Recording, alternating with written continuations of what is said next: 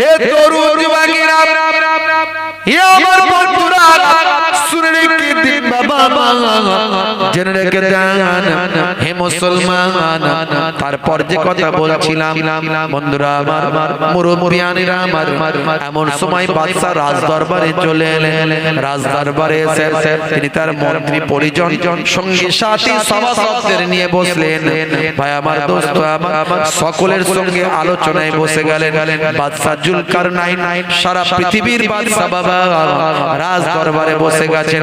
বাদশা জুলকারনাইনের প্রধান উপদেষ্টা যিনি ছিলেন তিনি আর অন্য কেউ নন, তিনি হলেন হযরতে খিজির আলাইহিস সালাম। হে তরুণ যুবকেরা, হে আমার বন্ধুরা, হে আমার মুরব্বিয়ানেরা, শুনে রেখে দিন বাবা, ভাইরা আমার, তরুণ যুবকেরা সভাসদদের নিয়ে আলোচনা শুরু করলেন। বড় বড় বুজুর্গ ব্যক্তিরা ছিলেন। ভাইরা আমার, তরুণ যুবকেরা আমার, মুরব্বিয়ানেরা আমার, বড় বড় ব্যক্তিরা, বড় বড় বুজুর্গ আল্লাহওয়ালা মানুষেরা ছিলেন। এমন সময় সকলের সঙ্গে আলোচনা শুরু করলেন। হে আমার সভাসদগণেরা, হে আমার সঙ্গী সাথীরা, আমি আপনাদের সঙ্গে কথা বলতে চাই। আমি দীর্ঘদিন বাঁচতে চাই, দীর্ঘদিন আল্লাহর ইবাদত বندگی করতে চাই। আমি সহজে মারা যেতে চাই না। আমি জুলকারনাইন, আমি সারা জীবন বাঁচতে চাই, কিয়ামত পর্যন্ত বাঁচতে চাই এবং সবচেয়ে বেশি ইবাদত বندگی করতে চাই। অনেক নামাজ, অনেক তেলাওয়াত, অনেক ইবাদত করতে চাই। কারণ ইবাদত না করলেই আমার আল্লাহ খুশি হবেন আর আমার আল্লাহ উপযুক্ত সম্মানটা করা হবে, আমার আল্লাহর হক আদায় করা হবে। ইবাদত ছাড়া আমার আল্লাহকে খুশি করতে পারবো না। তা আমি আল্লাহ বেশি বেশি ইবাদতটা করতে চাই। হে তরুণ যুবকেরা, হে আমার বন্ধুরা, শুনে রেখে দিন, জেনে রেখে দেন, মাঝে মাঝে বাদশা জুলকারনাইনের সঙ্গে আল্লাহর ফেরেশতার কথা হতো। আল্লাহর গুরুত্বপূর্ণ বান্দা, আল্লাহ তাকে স্পেশাল পাওয়ার দিয়েছিলেন, শক্তি দিয়েছিলেন। বুঝতে পারছেন? এগুলো আল্লাহর কুদরতি বান্দা। আল্লাহ তাদের উপর রিসালাত দিয়েছে, নবুয়ত দিয়েছে। আল্লাহর মালায়েকা ফেরেশতার সঙ্গে বাদশা জুলকারনাইনের মাঝে মাঝে কথা হতো।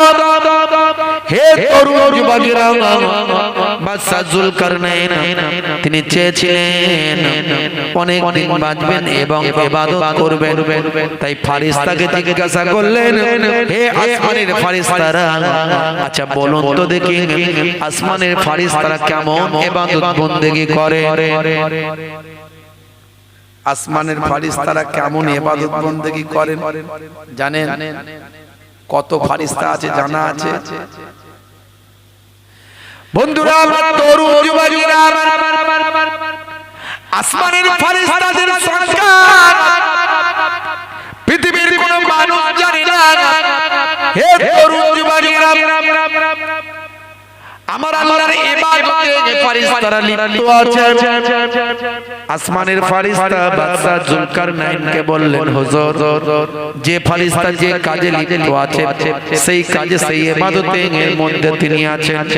কেউ যদি রুকুতে দাঁড়িয়ে থাকে তিনি রুকুতে আছেন, কেউ যদি সিজদায় পড়ে থাকেন তিনি সিজদায় আছেন, কেউ যদি জিকির করেন তো জিকিরই করছেন। আল্লাহর মালায়েকা ফেরেশতারা যে যে কাজে লিপ্ত আছেন সেই ইবাদতে কিয়ামত পর্যন্ত তারা থাকবে।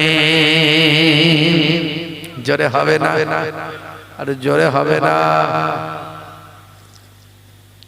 বাদশা জুলকারনাইন বললেন, হে আসমানের ফেরেশতা, শুনে রেখে দাও, আমি বাদশা জুলকারনাইনের বড় ইচ্ছা, আমি আল্লাহর ইবাদতটা সারা জীবন করব। আর যদি অনেক বেশি আমি হায়াত পেতাম তাহলে অনেক বেশি আমি আল্লাহর ইবাদতে কাটিয়ে দিতাম।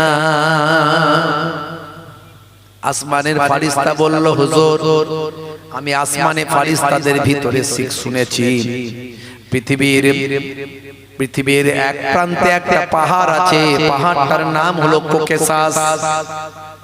এই ককেশাস পর্বতের নিচে গভীর অন্ধকারের ভিতরে একটা কুয়া আছে। এই কুয়াটার নাম হলো আবে হায়াত। এই আবে হায়াতের কুয়ার পানি যদি কোনো ব্যক্তি পান করে, যে কুয়াটার পানি হলো দুধের থেকে সাদা আর মধুর চেয়ে মিষ্টি, এই কুয়ার পানি যদি একবার কেউ পান করে, সে আর সারাটা জীবন মরবে না, সারা জীবন আমার আল্লাহ তাআলা হায়াতটা বাড়িয়ে দেবে। হে তরুণ যুবকেরা, বাদশা জুলকারনাইন বলল, আমি ইবাদত করতে চাই, সারা জীবন বাঁচতে চাই, আমি আবে হায়াতের পানি তাহলে পান করতে চাই। আমি যদি আবে হায়াতের পানিটা যদি পান করতে পারি, আমি আমার মহান প্রভু আমার আল্লাহ ইবাদতটা সারাটা জীবন ধরে করতে পারবো। সবচেয়ে বেশি ইবাদত আমি করতে পারবো আমার রবের ইবাদত করা বন্ধ আমি করব না।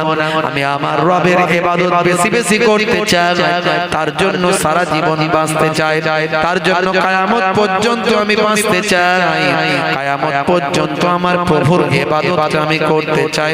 যদি আমার প্রভু আমাকে দয়া করে আবে হায়াতের পানি পান করার সুযোগ দেন। হে তরুণ যুবকেরা, এই বলে তিনি ফারিস্তার থেকে বিদায় নিয়ে রাজপ্রাসাদে চলে গেলেন। কবি সংক্ষেপ করে বলছি, আমাদের অল্প দিনের জিন্দেগি, আমরা তো আর আবে হায়াতের পানি পানি করতে পারবো না। অল্প দিনের জিন্দেগি, গোর গোর সওয়াল গোর গোর জবাব। হে তরুণ যুবকেরা, হে আমার বন্ধুরা, হে আমার মুরব্বিয়ানেরা, শুনে রেখে বাবা, এমন সময় দেখতে পাওয়া যায় বাদশা বললেন, হে আমার সঙ্গী সাথীরা, হে আমার সভাসদেরা, হে আল্লাহর এক বান্দারা, আমি যে সন্ধানটা পেয়েছি এই সন্ধানটার সম্পর্কে কি আপনাদের জানা আছে? আপনারা কি আবে হায়াত কুয়ার সম্পর্কে জানেন? এই আবে হায়াতের পানির সম্পর্কে কি জানেন? সেই সময় বুজুর্গ ব্যক্তিদের মধ্যে কেউ কেউ বললেন, হযরতে আদম আলাইহিস সালাতু ওয়াস সালামের বর্ণনা থেকে পাওয়া যায় আবে হায়াতের কথা। আবে হায়াতের পানি মধুর চেয়ে মিষ্টি, দুধের চেয়ে সাদা। যদি কেউ একবার পান করে, তার জীবনে জিন্দেগিতে আর কখনো মৃত্যু আসবে না। এই আবে হায়াতের পানি সম্পর্কে জানা যায় ভাই আমার দোস্ত আমার, এটা হলো ককেশাস পর্বতের নিচে গভীর অন্ধকার, ভাই আমার জঙ্গলের ভিতরে একটা কূপ আছে। এই কূপটা গভীর অন্ধকারের ভিতরে আছে। এই রকম বর্ণনা হযরতে আদম আলাইহিস সালাতু ওয়াস সালামের মধ্যে থেকে তার বর্ণনা থেকে পাওয়া যায়, তার বক্তব্য থেকে পাওয়া যায়। হে তরুণ যুবকেরা, হে আমার বন্ধুরা, একদিকে বসেছিলেন হযরতে লোকমান হাকিম, আর একদিকে বসেছিলেন হযরতে খিজির আলাইহিস সালাম, আর সামনে আরো বসে আছেন আল্লাহওয়ালা মানুষ। ভাই আমার সেনাপতি থেকে শুরু করে বড় বড় রাজ দরবারের বড় বড় ব্যক্তিত্বরা। বাদশা জুলকারনাইন বললেন, আমি तमाम পৃথিবীর বাদশা, আমি সেই আবে হায়াতের কুয়াকে খোঁজ করতে চাই, আর আবে হায়াতের কুয়ার পানি পান করে জীবন লাভ করতে চাই, সারা জীবন বাঁচতে চাই, কিয়ামত পর্যন্ত আমার আল্লাহ ইবাদতে কাটাতে চাই। জোরে হবে না? আর জোরে হবে না? কি গো, সারা জীবন কেউ বাঁচবে বলেন তো? বাঁচবে? বন্ধুরা, তরুণ যুবকেরা, 12 বছরের জন্য রাজ দরবারের ভাগ, 12 বছরের জন্য দেশ চালানোর দায়িত্ব নির্দিষ্ট ব্যক্তির হাতে অর্পণ করলেন।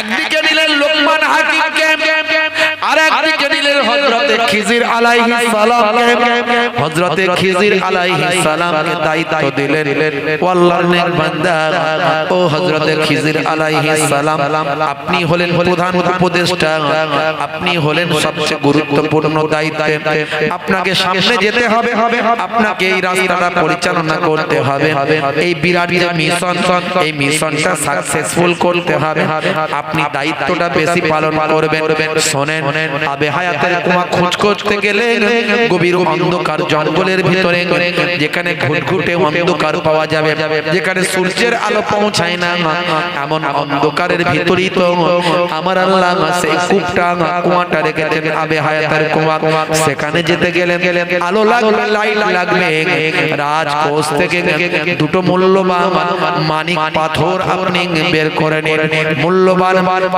মানিক পাথর বের করে নিন যে পাথরের আলোয় অন্ধকারের ভিতরে আলোকিত হয়ে যাবে সেই পাথরটা একটা আমার কাছে রাখেন আর একটা হে হযরত খিজির আলাইহিস সালাম আপনার কাছে রেখে দিন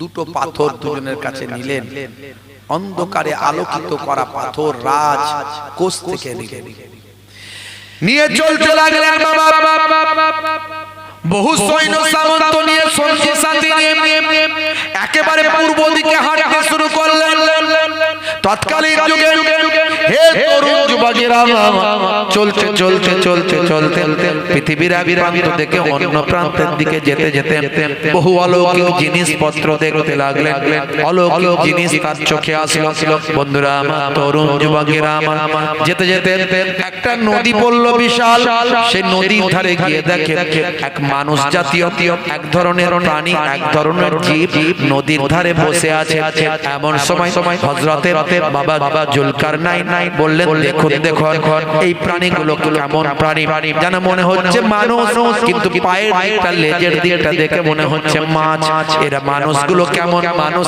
এই মানুষগুলো কি আমরা এর আগে কখনো দেখেছি সঙ্গী সাথীরা বললেন ও আল্লাহর মাহবুব বান্দা ও বাদশা জাপানা এমন মানুষ জীবনে জিন্দেগিতে আমরা কখনো দেখি না বাদশা জুলকারনাইন বললেন জান জান জান দুজনকে এইরকম মানুষকে আমার সামনে ধরে আনো দেখি তারা অরিজিনাল মানুষ না অন্য কিছু দুইজন এরকম নিরীহ প্রাণী যারা হাঁটে না চলে না ছুটে পালায় না তাদের দুজনকে ধরে নিয়ে আসা হলো নিয়ে আসার পরে পরীক্ষা নিরীক্ষা করে দেখা গেল এরা মাছেরই একটা প্রজাতি কিন্তু মানুষের মতো উপর দিকের চেহারা আর পায়ের দিকের চেহারাটা মাছের মতো তাদের লেজ হে তরুণ যুবকেরা জুলকারনাইন সেই সময় বললেন বাদশা বললেন জান জান এদেরকে আবার নদীতে ছেড়ে দেয়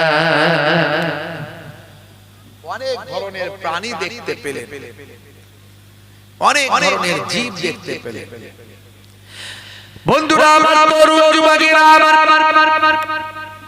হে দুনিয়ার মানুষ শুনুন হে মানুষেরা শুনুন কতদিন বাঁচবে আল্লাহর পথে ফিরে আসুন এই পৃথিবীতে আল্লাহ কত নিয়ামত দিয়েছেন কত জীব দিয়েছেন পৃথিবীতে কত ছোট বড় প্রাণী দিয়েছেন আমার আল্লাহ পৃথিবীকে সুন্দর করে সাজিয়ে দিয়েছেন পৃথিবীতে কি সুন্দর নদী দিয়েছেন ঝর্ণা দিয়েছেন পৃথিবীতে কি সুন্দর বাতাস দিয়েছেন বাবা হে তরুণ যুবকেরা আমার আল্লাহর নিয়ামত দেখলে আপনি অবাক হয়ে যাবেন কি সুন্দর মৃদু বাতাস বয় কি সুন্দর ঝোড়ো বাতাস বয় আমার আল্লাহর কুদরত কি সুন্দর ঝর্ণা বয়ে যায় আমার আল্লাহর কুদরত কি সুন্দর পাহাড় কি সুন্দর ঝর্ণা কি সুন্দর নদী বয়ে যায় কি সুন্দর মনোরম দৃশ্য চারিদিকটা সুন্দর আমার আল্লাহর দুনিয়া যদি এত সুন্দর হয় আমার আল্লাহর জান্নাত তাহলে কত সুন্দর দুনিয়া সুন্দর, মানুষ সুন্দর, আসমান সুন্দর, জামিন সুন্দর, সুন্দরে সুন্দরে পাল্লা। জানি না কত সুন্দর তুমি আল্লাহ, জানি না কত সুন্দর তুমি আল্লাহ, জানি না কত সুন্দর তুমি আল্লাহ, জানি না কত সুন্দর তুমি আল্লাহ। আর জোরে হবে না। ঝর্ণা ছুটে চলে এঁকে বেঁকে, পৃথিবীর পথে কত ছবি এঁকে। ঝর্ণা ছুটে চলে এঁকে বেঁকে, পৃথিবীর পথে কত ছবি এঁকে। সাগরের গর্জনে, নদীর কলতানে, সাগরের গর্জনে, নদীর কলতানে, ঢেউয়ে ঢেউয়ে যাই পাল্লা। জানি না কত সুন্দর তুমি আল্লাহ, জানি না কত সুন্দর তুমি আল্লাহ, জানি না কত সুন্দর তুমি আল্লাহ, জানি না কত সুন্দর তুমি আল্লাহ। জোরে হবে না? আরেকটু জোরে হবে না? আরেকটু জোরে হবে না? বাগানে ফুটে ফুল রাশি রাশি, রাতেরই তারা ভরা চাঁদের হাসি। বাগানে ফুটে ফুল রাশি রাশি, রাতেরই তারা ভরা চাঁদের হাসি। গুনগুন গানে ঢেকে মৌমাছি মধু চাকে, গুনগুন গানে ঢেকে মৌমাছি মধু যাকে, ফুলে ফুলে করে হাল্লা। জানি না কত সুন্দর তুমি আল্লাহ, জানি না কত সুন্দর তুমি আল্লাহ, জানি না কত সুন্দর তুমি আল্লাহ, জানি না কত সুন্দর তুমি আল্লাহ। দুনিয়া সুন্দর, মানুষ সুন্দর, আসমান সুন্দর, জামিন সুন্দর, সুন্দরে সুন্দরে পাল্লা। জানি না কত সুন্দর তুমি আল্লাহ, জানি না কত সুন্দর তুমি আল্লাহ, জানি না কত সুন্দর তুমি আল্লাহ, জানি না কত সুন্দর তুমি আল্লাহ। জোরে হবে না? জোরে হবে না? আল্লাহর দুনিয়া যদি এত সুন্দর হয়, আল্লাহর জান্নাত কত সুন্দর। একবার ভাবুন, চিন্তা করুন। তাই বেশি বেশি ইবাদত করার জন্য বাদশা জুলকারনাইন তিনি অস্থির হয়ে গেলেন। বন্ধুরা আমার, তরুণ যুবকেরা আরো বেশ কিছুটা চলে গেলেন। সেখানে গিয়ে দেখলেন, হে তরুণ যুবকেরা, হে আমার মুরব্বিয়ানেরা, একটা ভাই আমার বিশাল উঁচু প্রাচীর দেখতে পেলেন। এই প্রাচীরের ভিতরে কি আছে ভাই আমার দেখার চেষ্টা করলেন, চিন্তা করলেন প্রাচীরের ভিতরে কি আছে দেখতে হবে। এই চিন্তা করলেন বাদশা জুলকারনাইন। হে যুবকেরা, হে আমার বন্ধুরা, এই চিন্তা করে অনেক চেষ্টা প্রচেষ্টা করে একজনকে ভিতরে পাঠালেন, যাও দেখে সে খবরটা দাও। যে গেল সে আর ফিরলো না, যে গেল সে আর এলো না। ভাই আমার দোস্ত আমার বাদশা জুলকারনাইন দ্বিতীয় আর একজনকে পাঠানোর চেষ্টা করলেন। তিনিও কষ্ট করে প্রাচীরটা টপকালেন, টপকে যখন ওপারে গেলেন তিনি আর ফিরে এলেন না। বাদশা জুলকারনাইন বুঝলেন এটা খুব ভয়ঙ্কর জায়গা আছে, এই জায়গায় আর কাউকে পাঠানোর দরকার নাই। যখন তারা উপাসে আছে থাকুক, ওই জায়গা থেকে বাধা দেওয়ার দরকার নাই। সেখানে আর কাউকে না পাঠিয়ে সেখান থেকে বাদশা জুলকারনাইন সঙ্গী সাথীদের নিয়ে আরো পূর্ব দিকে হাঁটতে লাগলেন। হে তরুণ যুবকেরা, পূর্ব দিকে যাওয়ার পরে এক শ্রেণীর মানুষের সঙ্গে দেখা হলো। তারা ভয়ে ভীত অবস্থায় রইল। তারা বাদশা জুলকারনাইন নাইনের কাছে এসে আত্মসমর্পণ করে বলল, হুজুর আমাদেরকে বাঁচান, আমরা বড় বিপদের মধ্যে আছি। কি হয়েছে তোমাদের? বলে ওই যে পাহাড় দেখছেন, ওই পাহাড়ের মাঝখানটা রাস্তা, চারিদিকটা পাহাড়, ওই পাহাড়ের মাঝখানটা গিরিপথ, ওই গিরিপথ দিয়ে একদল দস্যু যখন তখন ওই পাহাড় থেকে চলে আসে, এসে আমাদের মাল সম্পদ সব ধ্বংস করে দেয়। তারা ভীষণ ভয়ঙ্কর, তাদের শক্তি সাহস বিরাম, আমরা দুর্বল, আমাদের সবকিছু ধ্বংস করে, আমাদের ফল পাকড়, আসবাবপত্র, পশু পাখি, গাছপালা, আমাদের যাবতীয় ফসল আদি সব ধ্বংস করে দেয়, এমনকি আমাদের মধ্যে থেকে বহু মানুষকে হত্যা করে। হে তরুণ যুবকেরা, হযরতে বাদশাহ জুলকারনাইন চিন্তা করলেন এরা কারা? পরে জানতে পারলেন এরাই হলো ইয়াজুজ মাজুজ, এরাই হলো ইয়াজুজ মাজুজ। হে তরুণ যুবকেরা, যাদের কথা আমার আল্লাহ কোরআন মাজিদের ভিতরে বলেছেন, সেই সময় বাদশাহ জুলকারনাইনকে তারা বলল, হুজুর আপনি যদি আমাদের অর্থ চান অর্থ দেব, আমাদের সম্পদ চান সম্পদ দেব, আমাদের সাহায্য করুন, না হলে আমরা সব মারা যাব, এই ইয়াজুজ মাজুজের অত্যাচারে আমরা ধ্বংস হয়ে যাব। সেই সময় বাদশাহ জুলকারনাইন বললেন, আল্লাহ আমাকে যা সম্পদ দিয়েছেন সেই সম্পদের কোনো অভাব নাই, আমার সম্পদ লাগবে না, যেটা লাগবে সেটা হলো তোমাদের সাহায্য, তোমাদের লেবারি, তোমাদের পরিশ্রম, তোমরা পরিশ্রমটা আমাকে দাও, আমার সঙ্গে সাথীদের লাগিয়ে এই যে গিরিপথটা আছে, এই গিরিপথটা আমি একটা প্রাচীর বানিয়ে দেব, লোহা দিয়ে, তামা দিয়ে, যত রকম ধাতু আছে সেই ধাতু তিনি আনালেন, আনিয়ে সেগুলোকে তাপ দিয়ে আগুন জ্বালিয়ে সেগুলোকে গলিয়ে ফেললেন, গলিয়ে ফেলে সেই বিশাল পাহাড়ের মাঝখানে গিরিপথকে তিনি ঝালাই করে ঢালাই করে লোহা বিভিন্ন ধাতু দিয়ে আল্লাহর কুদরতি সাহায্য নিয়ে সেখানটা ঘিরে একেবারে ঢালাই করে দিলেন, এই দিক থেকে ঘিরে দিলেন যাতে করে আর ইয়াজুজ মাজুজ আর বেরোতে না পারে। তারপর থেকে ইয়াজুজ মাজুজ আর কখনো বাইরে বেরোতে পারে না। ভাইরা আমার, কিয়ামতের আগে তারা এক সময় বাইরে বেরিয়ে আসবে, এই ইতিহাস আপনারা জানেন। আর তাদেরকে যিনি বন্দী করেছিলেন তিনি হলেন এই বাদশাহ জুলকারনাইন। হে তরুণ যুবকেরা, হে আমার বন্ধুরা, শুনে রেখে দিন বাবা, জেনে রেখে দেন হে মুসলমান, এই কথাগুলো সব কোরআন মাজিদের কথা। আমার আল্লাহ জুলকারনাইনের বয়ান কোরআন মাজিদে করেছেন, আমার আল্লাহ ইয়াজুজ মাজুজের বয়ান এই কোরআন মাজিদের ভিতরে করেছেন। এগুলো সব কিয়ামতের আলামত বাবা, কিয়ামতের আলামত।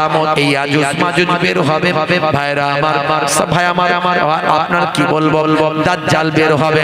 হে তরুণ যুবকেরা, হে আমার বন্ধুরা, সারা পৃথিবীতে একটা মালহামা তৈরি হবে, ঘরে ঘরে গান বাজনা ঢুকে যাবে, মহিলারা সমাজে নেতৃত্ব দেবে, আর পুরুষের সংখ্যা কমে যাবে, নারীর সংখ্যা বেড়ে যাবে।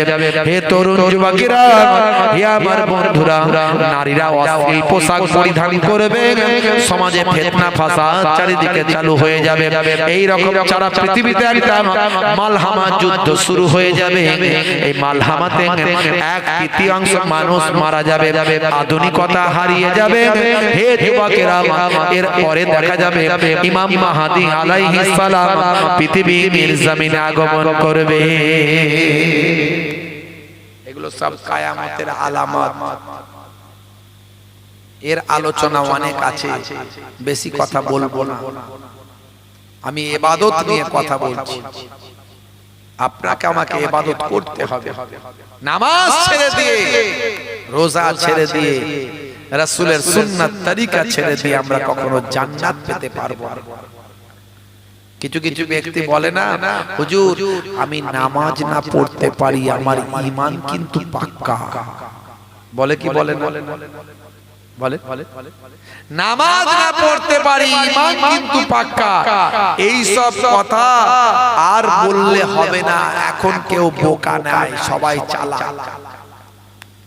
এসব কথা বলে লোককে ঠকিয়ে লাভ আছে? যে নামাজ পড়বে না, নামাজ ছেড়ে দিয়েছে, তার ঈমান কখনো পাকা হতে পারে না। যদিও ঈমান থাকে, সেটা দুর্বল ঈমান। আমি নামাজ পড়তে পারি না, ঈমান আমার পাক্কা, পাকামো করার জায়গা খুঁজে পাও। হে তরুণ যুবকেরা, হযরতে মুসা কালিমুল্লাহ আমার আল্লাহকে বলেছেন, আল্লাহ আপনি আমার সঙ্গে কথা বলেন, আর কি কারো সঙ্গে কথা বলেন? আমার আল্লাহ, আয় আমার আল্লাহ, আয় আমার মাবুদ, আয় আমার স্রষ্টা, আয় আমার রব, আপনি আমার সঙ্গে কথা বলেন, আর কি কারো সঙ্গে কথা বলেন? মুসা কালিমুল্লাহকে আল্লাহ বললেন, হে নবী মুসা, তোমার সঙ্গে যখন আমি কথা বলি 70,000 নূরের পর্দার ভিতর থেকে কথা বলি। তবে শুনে রেখে দাও, আখিরি জামানায় একজন পয়গম্বর আসবেন, জগতের শেষ নবী আসবেন।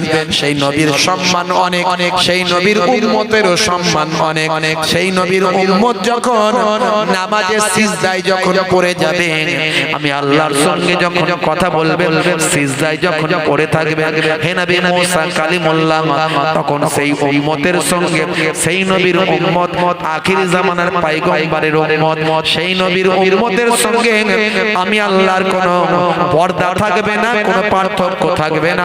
আমি আল্লাহর সঙ্গে ডাইরেক্ট দেখে দেখে কথা হবে। এই বান্দার সঙ্গে নামাজটা আমার জন্য মিরাজ হয়ে যাবে।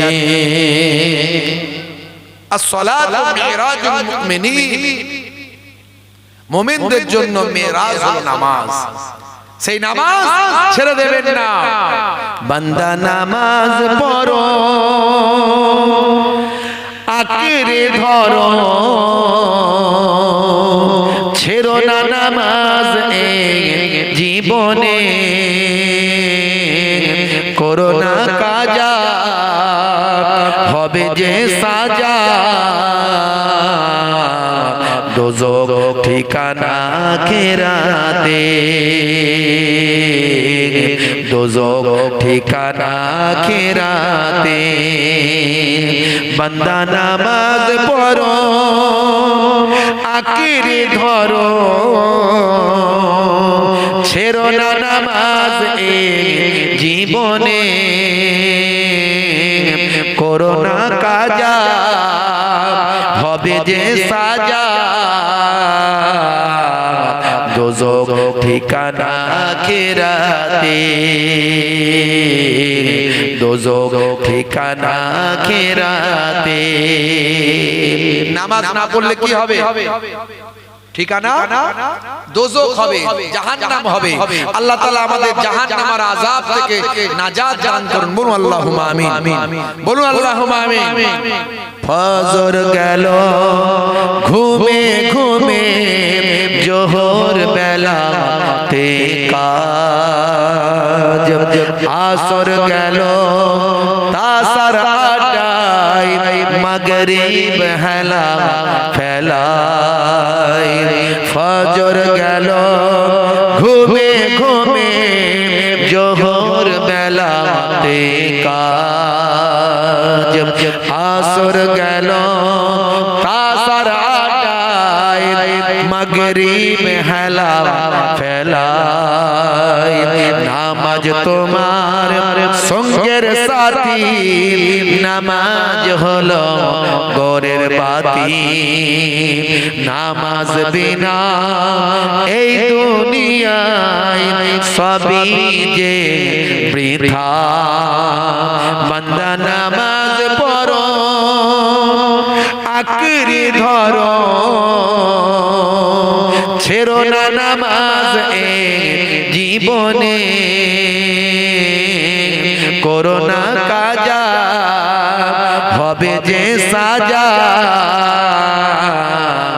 দোজখ ঠিকানা আখিরাতে, দোজখ ঠিকানা আখিরাতে। আল্লাহ তাআলা হেফাজত করুন। আল্লাহুম্মা আমিন। জোরে হবেন আল্লাহুম্মা আমিন। নারে তাকবীর। ভাইরা আমার, তরুণ যুবকেরা, সেই নামাজ সবচেয়ে বড় ইবাদত। আল্লাহ তাআলা আমাদের প্রত্যেককে নামাজি বানিয়ে দেন। ভাইরা আমার, এই নামাজ সমস্ত নবীদের জামানাতেই ছিল। এই রকম পাঁচ ওয়াক্ত ধারাবাহিক স্টাইলে ছিল না। মুসা নবীর জামানায় 2 ওয়াক্তের নামাজ ছিল, এরকম অন্যান্য নবীদের জামানায় নামাজ ছিল। বাদশা জুলকারনাইন নামাজ তার আমলে ছিল। কবরে দেওয়ার পরে ঈমানের পরে যখন আমলের প্রশ্ন আসবে, সবচেয়ে আগে নামাজের সম্পর্কে জিজ্ঞাসা করা হবে। বান্দা নামাজ পড়তে? বন্ধুরা এখন আর কেউ বোকা না, সবাই চালাক। এই মোবাইলের যুগ, ইন্টারনেটের যুগ। একটা মহিলা ভিখারি ভিক্ষা করতে করতে, গ্রামে ভিক্ষা করতে করতে মহিলা ভিখারি একজন ভিক্ষা করতে করতে একজন বুড়ি মায়ের কাছে গেছে, গিয়ে বলছে, বুড়ি মা, তোমাকে ভিক্ষা কিছু দিতে হবে না, তুমি খেতে দাও। শুনছেন কথা? বলছে, বুড়ি মা, তোমাকে ভিক্ষা দিতে হবে না, কিছু খেতে দাও। বুড়ি মা বলছে, মা, ভাত রান্না হচ্ছে, হতে একটু দেরি আছে, আমি রেডি করছি, তুমি একটু ঘুরে ঘাড়ে এসো, এসে খাবে। তখন ওই ভিখারি মহিলা বলছে, মাগো, আমার কি অত সময় আছে এসে বসে থাকার? কত ব্যস্ত বুঝতে পারছো না? আমি আমার ফোন নাম্বারটা দিচ্ছি, তোমার ভাতটা সব রেডি হয়ে গেলে আমাকে মিস কল মেরে দিও। হে তরুণ যুবকেরা, শুনে রেখে দেন, আমার আল্লাহ বলছেন, মরতে তোমাকে হবে, মৃত্যু ছাড়া কেউ রেহাই পাবে না। কুল্লু নাফসিন যায়কাতুল মাউত, তো মরবে যখন বান্দা, মৃত্যুর জন্য তৈরি হয়ে যাও। মৃত্যুর জন্য তৈরি হও। কতটা তৈরি হয়েছি একবার ভাবুন তো দেখি। কতটা আমরা তৈরি হয়েছি, মৃত্যুর জন্য প্রস্তুত হয়েছি। কতটা আমরা নিজেদের সম্পদ গচ্ছিত করতে পেরেছি, একবার চিন্তা করুন, একবার ভাবুন। হে তরুণ যুবকেরা, মৃত্যুর জন্য যদি তৈরি হতে পারে, শুনে রেখে দেন, আপনাকে একটা সুন্দর পদ্ধতি বলে দিই, একটা সুন্দর সূত্র আপনাকে শিখিয়ে দিই। মিনিমাম ইবাদতটা আপনাকে করতেই হবে। আপনাকে সর্বপ্রথম ঈমানদার হতে হবে, তারপরে আপনাকে ইবাদত আমলওয়ালা হতে হবে। মিনিমাম ইবাদত আমলটা আপনাকে করতে হবে। মিনিমাম ইবাদত আমল বলতে 5 ওয়াক্ত নামাজটা আপনাকে পড়তে হবে। বছরে 1 মাস রমজানের রোজাটা রাখতে হবে। আল্লাহর হুকুমগুলো, ডিউটিগুলো আপনাকে পালন করতে হবে।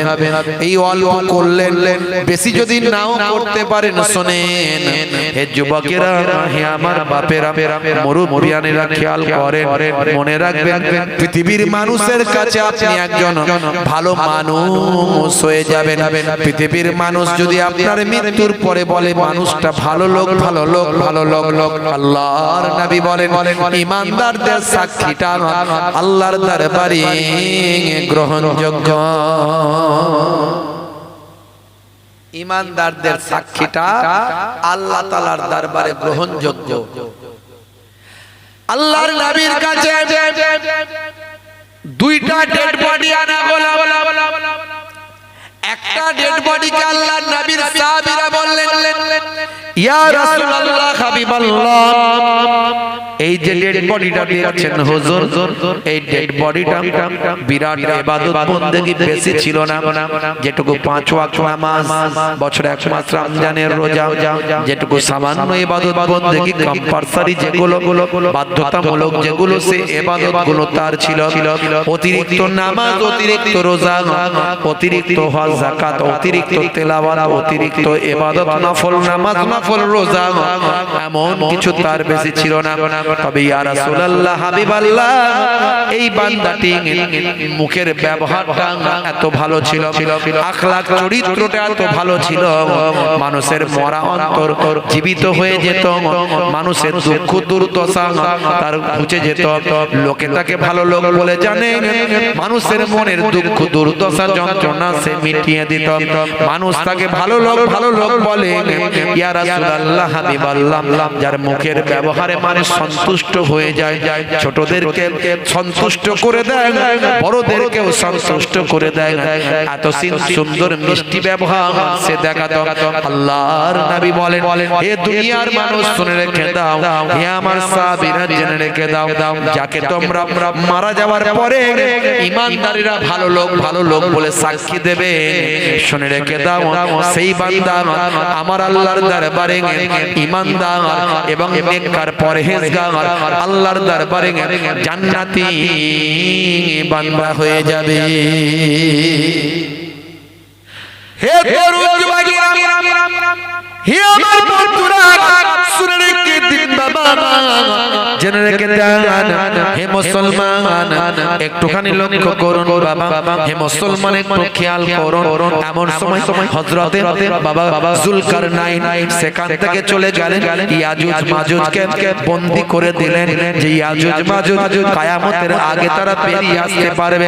ভাইরা আমার, প্রতিদিন তারা ওই পাহাড়কে ভাই আমার আঘাত করে পাতলা করে ফেলে, পাহাড়কে চেটে পাহাড়কে তাদের জিহবা অনেক বড়, জিহবা অনেক লম্বা, কারো বাবা ভাইরা আমার তরুণ যুবকেরা তার শরীরের গঠন বিভিন্ন রকম, তারা ভয়ঙ্কর চেহারা, ওই লম্বা জিহবা দিয়ে চেটে পাহাড়কে তারা পাতলা করে ফেলবে, যেন মনে হয় আগামী কাল বেরিয়ে যাব, এই চিন্তা করে তারা রেখে দেবে। আল্লাহর কুদরতি ক্ষমতা, হযরতে জুলকারনাইনের ঘেরা প্রাচীরটা আমার আল্লাহ রাতারাতি আবার আগের মতো কংক্রিট মজবুত আবার শক্ত করে দেবেন। হে তরুণ যুবকেরা, কারণ তারা ইনশাআল্লাহ বলে না, কোনো কিছু আমরা যদি সংকল্প করি কি বলতে হয় ইনশাআল্লাহ, খুবই সংক্ষেপ করে বলবো, লম্বা চওড়া নয়, কথাই কথা বেড়ে যাচ্ছে।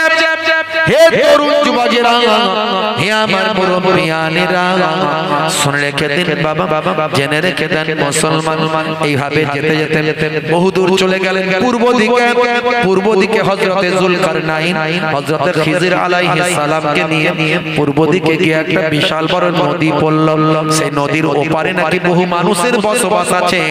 হুজুর বললেন তাদের কাছে আমি একটু যেতে চাই। বাদশা জুলকারনাইন বলল তাদের কাছে যেতে চাই, কিন্তু যাওয়ার কথা শুনে জুলকারনাইন আসছে তার সৈন্য সামন্ত সঙ্গী সাথীদের নিয়ে। এই চিন্তা করে ওই পারের মানুষগুলো ভয় পেয়ে গেল, যানবাহন গুলো সব সরিয়ে দিল, নৌকা নাই, কোনো বোট নাই, কোনো যাতায়াতের ব্যবস্থা নাই। হযরতে জুলকারনাইন বললেন, শোনো তোমরা কাজ করো, সঙ্গীরা সৈন্যরা তোমরা জঙ্গল থেকে বড় বড় গাছ কেটে নিয়ে এসে ডোঙা তৈরি করো, জোঙা তৈরি করো, নৌকা তৈরি করো, যাতায়াতের ভেলা তৈরি করো। এই ডোঙা নৌকা তৈরি করে এপার থেকে ওপারে গিয়ে ওই গ্রামের ভিতরে গিয়ে পৌঁছে গেলেন। গিয়ে দেখেন মানুষগুলো বড় দুর্বল, বড় সহজ সরল মানুষ। ওই মানুষগুলো জুলকারনাইনের ভয়ে অস্থির। বাদশা জুলকারনাইন বললেন, আমি তোমাদের কোনো ক্ষতি করতে আসি না, তোমাদের খোঁজ খবর নেওয়ার জন্য এসেছি, তোমাদের সঙ্গে ভালো ব্যবহার করার জন্য এসেছি। তাদের মাঝখানে হযরতে জুলকারনাইন ইসলামের দাওয়াতটা পৌঁছে দিলেন। হাজার হাজার মানুষ ভাই আমার জুলকারনাইনের কথা শুনে, আল্লাহর মাহবুব বান্দাদের কথা শুনে তারা সকলে ভাই আমার ঈমানদার হয়ে গেল।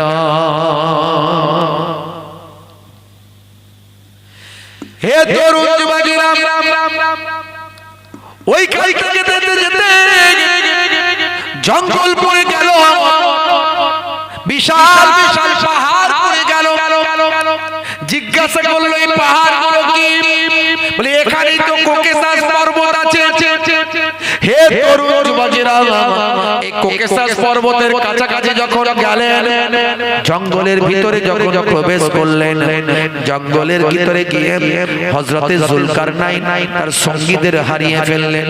হযরতে খিজির আলাইহিস সালাম তার সঙ্গীদের হারিয়ে ফেললেন। ভাই আমার সেনাবাহিনী সৈন্যরা একে অপরকে হারিয়ে ফেললেন। এক বছর ধরে কারো সঙ্গে আর কারো সাক্ষাৎ হয় না, প্রত্যেকেই বিশাল গভীর জঙ্গলের ভিতরে সব হারিয়ে গেলেন। ভাই আমার সরদার কোথায়, সঙ্গী কোথায়, কেউ কোথাও খুঁজে পায় না।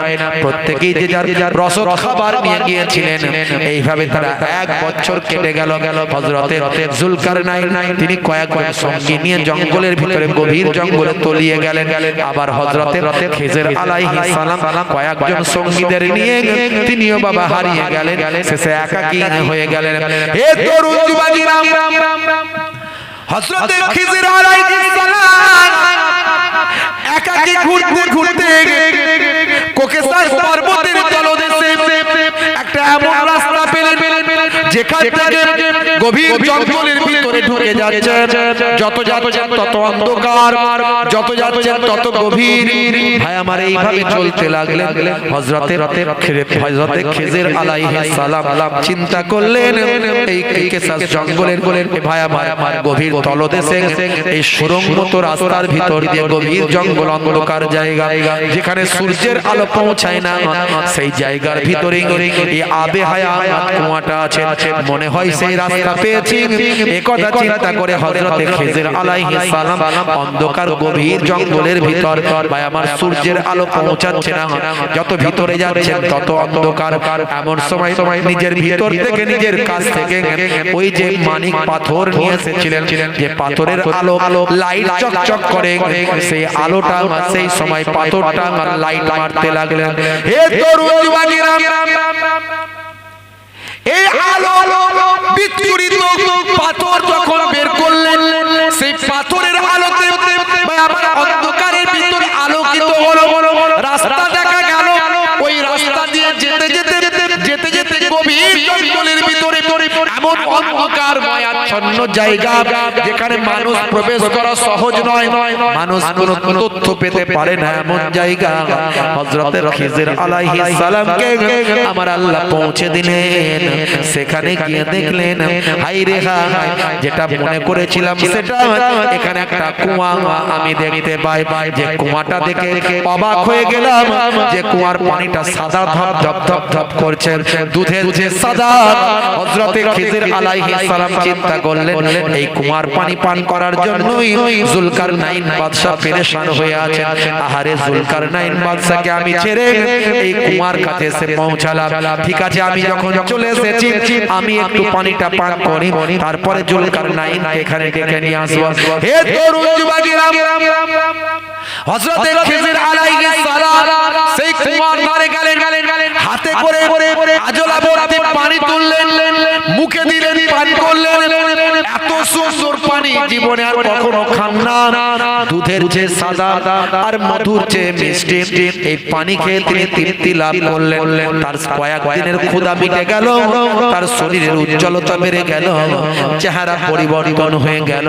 এই পানি খাওয়ার সঙ্গে সঙ্গে তার চেহারা পাল্টাতে শুরু করলো, চেহারা পরিবর্তন হতে শুরু করলো, চেহারার উজ্জ্বলতা বেড়ে গেল। চেহারার বাবা ভাই আমার যে সমস্ত স্ট্রাকচার ছিল সেগুলো আস্তে আস্তে বদলে গেল, হুজুরের চেহারা পাল্টে গেল। হে তরুণ যুবকেরা, হযরতে খিজির আলাইহিস সালাম নিজের আসুদা ভর্তি করে সেই পানিটা পান করলেন। এই পানি আর অন্য কোনো পানি নয়, এই পানি হলো আল্লাহর কুদরতি কুয়া, আবে হায়াতের পানি, যে পানি পান করলে মানুষ আমার পৃথিবীর জমিনে কখনো মারা যায় না।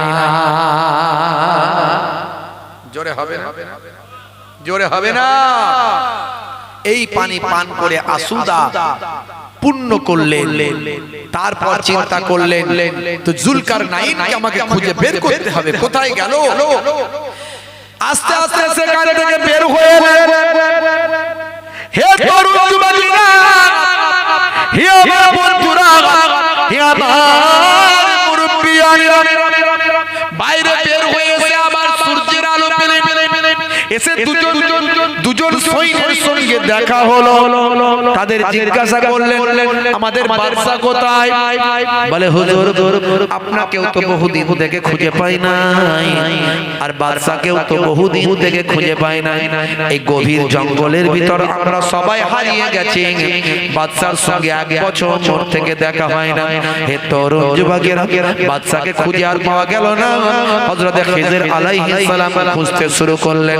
খুঁজতে খুঁজতে খুঁজতে খুঁজতে নিজেও ওই জায়গাটা আবার হারিয়ে ফেললেন। হে তরুণ যুবকেরা, বাদশার সঙ্গে যখন দেখা হলো, ভাই আমার সঙ্গে বাদশার সঙ্গে যখন পরিচয় হলো, হে তরুণ যুবকেরা, তার আগে বাদশার সঙ্গে একটা ঘটনা ঘটে গেল। বাদশার সঙ্গে আল্লাহর মালায়েকা ফেরেশতার সাক্ষাৎ হলো। এই গভীর জঙ্গলের ভিতরে বাদশার সঙ্গে আল্লাহর মালায়েকা ফেরেশতার সাক্ষাৎ। বাদশা একাকী অবস্থায় তখন ছিলেন। বাদশা জুলকারনাইন সালাম কালামের পর জিজ্ঞাসা করলেন ফেরেশতা, হে বাদশা জুলকারনাইন, আপনি এই জঙ্গলের ভিতর কি করছেন? বাদশাই ছেড়ে দিয়েছে, এখানে কেন ঘুরছেন? তখন বাদশা জুলকারনাইন বলতে লাগলেন, আমি আবে হায়াতের সন্ধানে এখানে এসেছি। আমি সারা জীবন বাঁচতে চাই, কিয়ামত পর্যন্ত বেঁচে থাকতে চাই, আর বেঁচে থেকে আল্লাহ তাআলা ইবাদতে কাটাতে চাই।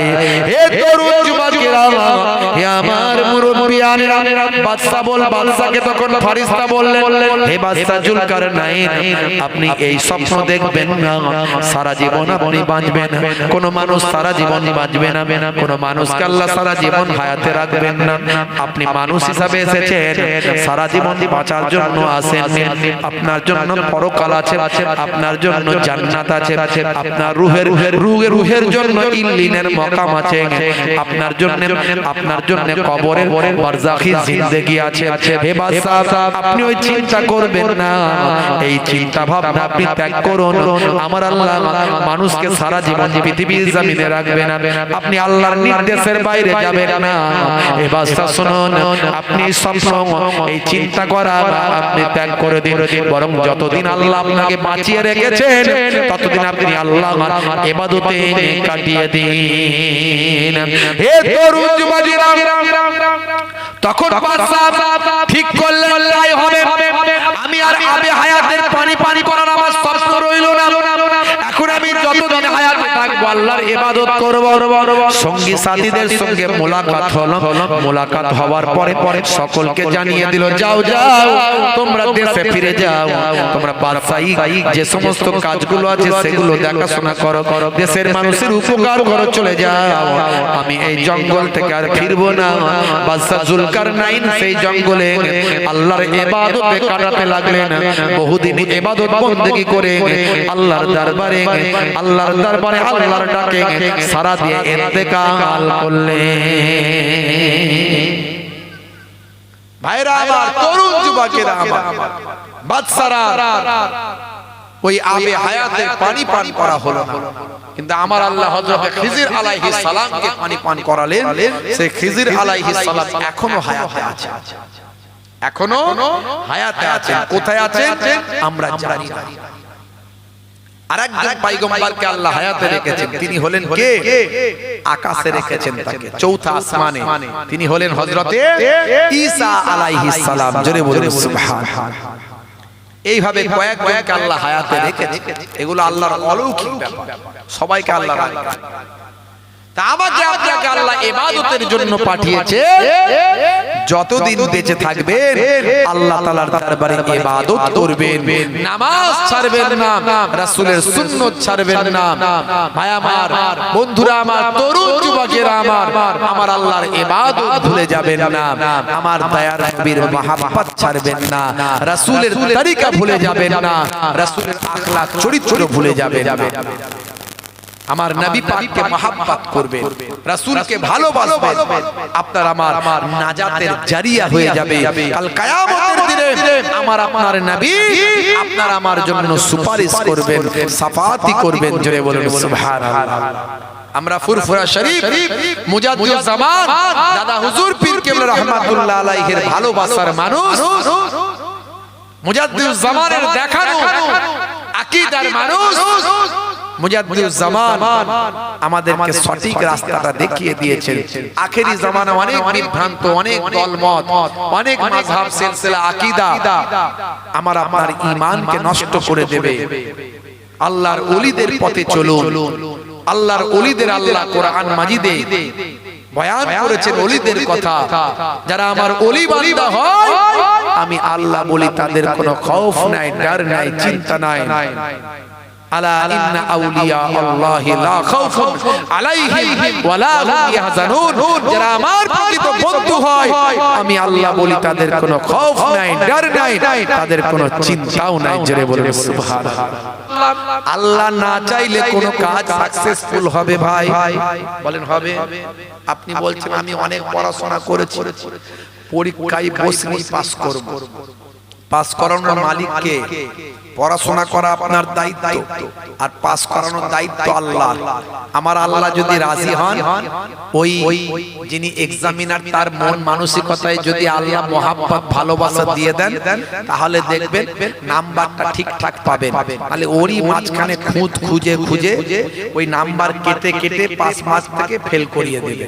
তাহলে তার মনের ভিতর চেতনায়, তার হৃদয়ে আপনার প্রতি মহাব্বত দিয়ে আপনাকে কোয়ালিফাইড করানোর মালিক হলেন আল্লাহ। আপনি যে কোনো কাজ করবেন মনে করছেন, কিন্তু সাকসেসফুল করার মালিক কে? আল্লাহ। এই জন্য ইনশাআল্লাহ বলতে হবে। ভালো কাজে বলবেন ইনশাআল্লাহ, আর দুঃখের কথাই বলবেন ইন্না লিল্লাহ। কোনো কিছু শুরু করলে বলবেন বিসমিল্লাহ, কোনো কিছু খুশির সংবাদ পেলে বলবেন মাশাআল্লাহ। বলি তো নাকি আমরা? কি জি বলি তো নাকি? একটু হ্যাঁ হুদান না, রাগ করেছেন নাকি? কি জি বলি তো নাকি? আবার এক একজন এত বলে ঘন ঘন মাশাআল্লাহ, ঘন ঘন ইনশাআল্লাহ, কিন্তু কোনখানে ইনশাআল্লাহ কোনখানে মাশাআল্লাহ ওটা বলতে গিয়ে আবার গন্ডগোল করে। বলছে হুজুর আসসালামু আলাইকুম। ওয়ালাইকুম আসসালাম। বলে মাশাআল্লাহ করিম চাচা মারা গেছে, শুনেছেন? মাশাআল্লাহ করিম চাচা মারা গেছে। করিম চাচা মারা গেলে মাশাআল্লাহ বলে না, ইন্নালিল্লাহ বলে। ইন্না লিল্লাহি ওয়া ইন্না ইলাইহি রাজিউন বলে। বলছে মাশাআল্লাহ। কি রে ভাই মাশাআল্লাহ কেন বলছো? বলে এই যে মাশাআল্লাহ, ইন্না লিল্লাহ, সুবহানাল্লাহ এগুলো তো আপনাদের কাছ থেকে শিখেছি। আর কোনখানে কোনটা বলতে হয় সেগুলো কি শেখানো হয়নি নাকি? তাহলে ঠিক জায়গায় ঠিক জিনিসকে অ্যাপ্লাই করতে হবে, বুঝতে পারতে। হুজুরদের কাছে শুনেছে, কি শুনেছে? হুজুরদের কাছে শুনেছে যে ঘরেতে ছবি থাকে, স্বামী স্ত্রীর বিয়ের ছবি আছে না নাই? দীঘায় বেড়াতে যাওয়ার ছবি, গোসল করার ছবি অনেকে টাঙিয়ে রাখে দেওয়ালে। এই কয়েকদিন আগে দেখবেন দীঘায় ডুবে যাচ্ছে, ইন্টারনেটে ভাইরাল দেখবেন দীঘায় ডুবে যাচ্ছে। অনেকে যায় না, দীঘায় গিয়ে ডুবে যায়। খুব সাবধান। নিশ্চয় আপনি পর্দা পুশিদা হেফাজতের মধ্যে সম্মান ইজ্জতকে ঠিক রেখে আপনি পৃথিবীর বিভিন্ন আল্লাহর নিদর্শন দেখতে পারেন, এতে কোনো ইসলামে বাধা নিষেধ নাই। কিন্তু আপনাকে হায়া, শরম, লজ্জা, আপনাকে আপনার ঈমান, আমল, ইবাদত ঠিক রেখে। তো ওই দীঘায় গিয়ে লোকে ছবি তুলে সেটা নিয়ে এসে ঘরে টাঙিয়ে রাখে। ছেলে যেদিনে খেতে শিখেছে প্রথম মুখে ভাত, ক্ষীর খাওয়ানি বলে, আমরা বলি ক্ষীর খাওয়ানি, কেউ কেউ বলে অন্নপ্রাশন। ক্ষীরখানি ছবির সময় ছবিটা তুলেছে, তুলে নিয়ে বাড়িতে ভালো করে টাঙিয়ে রেখেছে। হে তরুণ যুবকেরা শুনে রেখে দেন, এই যে বাড়িতে ফটো টাঙিয়ে রাখা, বাড়িতে স্ট্যাচু রাখা, বাড়িতে মূর্তি রাখা, বাড়িতে ছবি রাখা, আল্লাহর নবী বলেন মা আসফালা মিনাল কাবাইন, আল্লাহর নবী বলেন লা ইয়াদখুলুল মালাইকাতু বাইতান ফীহি কালবুন আও তাসাবির। যে ঘরে ছবি থাকে, যে ঘরে স্ট্যাচু থাকে, যে ঘরের দরজার সামনে পালতু কুত্তা থাকে, কুকুর থাকে, সেই ঘরে আমার আল্লাহ রহমতের ফারিস্তা প্রবেশ করে না। ছবি থাকলে ঘরে ফারিস্তা ঢুকবে না। আর শিকারী কুকুর ছাড়া, শিকারী কুকুর হলে আলাদা কথা, ট্রেনিং প্রাপ্ত কুকুর হলে আলাদা কথা, কিন্তু বাঁশ বাগানের ঝাড়ে গিয়ে পায়খানা খায় আর আপনার ঘরের দরজার সামনে এসে ঘুমায়, এরকম কুকুর যদি থাকে আপনার ঘরে রহমতের ফারিস্তা ঢোকে না। এখন চাচা ওয়াজ শুনে নিয়েছে যে ঘরে নাকি ছবি থাকলে, মূর্তি থাকলে, স্ট্যাচু থাকলে ফারিস্তা ঢোকে না। তখন যখন দেখছে জাকামদানির কষ্ট হচ্ছে, অবস্থা খুব খারাপ, বুঝতে পারছো, তখন ছেলেদেরকে বলছে বাবা রে কই রে, কি বলে মরতে আমাকে একদম ইচ্ছা যায়নি, অনেক কাজ বাকি, এক কাজ কর, হুজুরদের কাছ থেকে শুনেছি যে ঘরে ছবি থাকবে সে ঘরে ফারিস্তা ঢুকবে না, আমাকে কোন রকমে নিয়ে গিয়ে ওই ছবিওয়ালা ঘরটায় ঢুকিয়ে দে, ওই মূর্তিওয়ালা ঘরটায় ঢুকিয়ে দিয়ে ফারিস্তা এসে আমার রূহটা না বের করতে পারে। কোন জায়গার ফায়দা কোন জায়গায় লাগাচ্ছে বুঝতে পারছে, কিন্তু জানে না ওটা রহমতের ফারিস্তা ঢুকবে না, আজরাইল ফারিস্তা সব জায়গায় ঢুকতে পারে, ওটা তার জানা নাই। ভাইরা আমার তরুণ যুবকেরা, হে তরুণ যুবকেরা, হে আমার বন্ধুরা, শুনে রেখে দিন বাবা, জেনে রেখে দেন হে মুসলমান, এই নামাজকে কায়েম করার জন্য আমার আপনার নবী কত কষ্ট করেছেন, এই নামাজকে কায়েম করার জন্য আমার আপনার নবী কত আঘাত সহ্য করেছেন, নামাজকে কায়েম করার জন্য আমার আপনার নবী মার খেয়েছেন, জুলুম অত্যাচার আর সহ্য করেছেন, আমার আপনার নবী সারা শরীরটা লালে লাল হয়ে গিয়েছে, এই নামাজকে কায়েম করার জন্য তায়েফের মাটিতে গিয়েছেন, দয়ার নবী আমার রক্তাক্ত হয়েছেন, এই নামাজকে কায়েম করার জন্য। হে মুসলমান, তুমি নবীর উম্মত বলে দাবি করো, আর যদি নামাজ ছেড়ে দাও রে উম্মত, নবী পাকের দরবারে কাল কিয়ামতের দিনে কেমন করে নাজাত পাবে, আল্লাহর নবীর কাছে কেমন করে জবাব দেবে। মনে রাখবে, আমাকে আপনাকে মৃতদেহ কবরে দেওয়ার পরে, কবরে যদি কেউ উপকার করে সেটা অন্য কেউ করবে না, আমার আপনার দয়ার নবী আমার আপনার নাজাতের জন্য উপকার করবে। হাজারো ব্যথা বেদনার পরে ফিরে আসুনি তুমি আপন ঘরে, দিনের আলো তুমি ছড়িয়ে দিতে চলে গেলে মদিনায় মক্কা ছেড়ে, হে রাসূল তোমাকে ভুলি আমি কেমন করে। জোরে হবে না, জোরে হবে না, আর জোরে হবে না। হে রাসূল তোমাকে ভুলি আমি কেমন করে, খেনাকে দিন প্রচারের কাজে নিজেকে দিয়েছ বিলিয়ে, তায়েফের কাফেরেরা চিনল নাই আলো, দুষ্টু ছেলেদের পিছু দিল লেলিয়ে, খেনাকে দিন প্রচারের কাজে নিজেকে দিয়েছ বিলিয়ে, তায়েফের কাফেরেরা চিনল নাই আলো, দুষ্টু ছেলেদের পিছু দিল লেলিয়ে, পাথরের আঘাতে ক্ষত বিক্ষত হয়ে সারা শরীর থেকে রক্ত ঝরে, হে রাসূল তোমাকে ভুলি আমি কেমন করে, হে রাসূল